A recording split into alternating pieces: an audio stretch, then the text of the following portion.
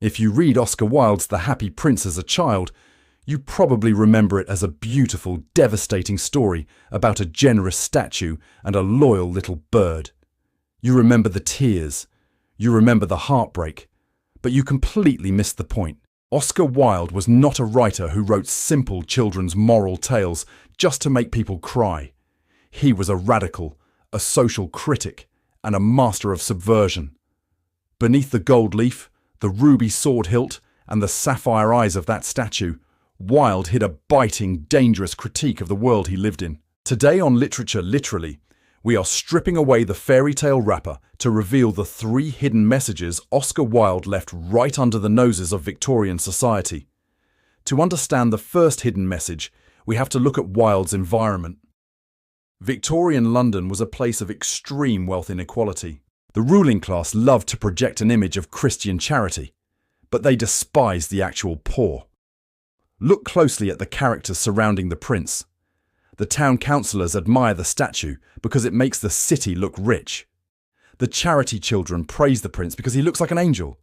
But the moment the prince strips away his gold to feed the starving, what happens? The mayor looks at the bare grey statue and says, "He is really little better than a beggar." And the town councillor replies, "A beggar indeed." Wilde's hidden message here is a direct attack on institutional charity. He is exposing a bitter truth. Society values the appearance of virtue over actual virtue. The elites only care about beauty and status. The moment charity requires actual sacrifice, the moment it makes the wealthy look less grand, they discard it. The prince's lead heart is melted down in a furnace because, to the politicians, something that isn't shiny has zero value. The second hidden message is actually a massive paradox, and it's aimed at Wilde's own peers. Oscar Wilde was the poster child for aestheticism, the art for art's sake movement. This philosophy argued that art shouldn't have a moral or social utility. So why did the king of aestheticism write a story where a beautiful piece of art must destroy its own beauty to be useful? This is Wilde's secret confession.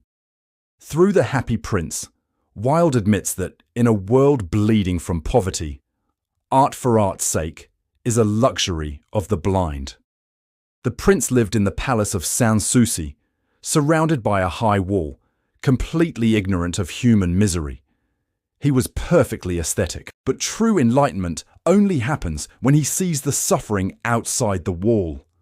Wilde is suggesting that true art cannot remain isolated from human pain.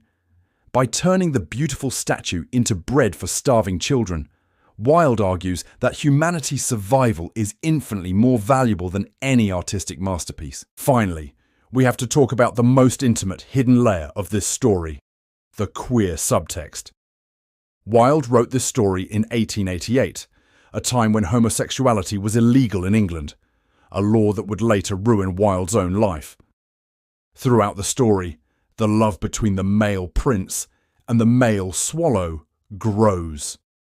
The swallow rejects his migration to stay in the freezing cold. When death approaches, the swallow doesn't ask to bow or shake hands.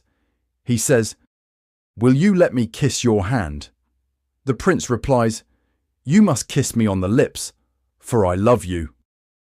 By writing a profound love story between 2 male entities that ends with a kiss, Wilde was carving out a space for forbidden love. When God commands the angels to bring him the 2 most precious things in the city, they bring the broken lead heart and the dead bird. God validates their love, welcoming them into paradise. It was Wilde's way of saying that love deemed unnatural by society is considered holy by the divine. The Happy Prince isn't just a tearjerker.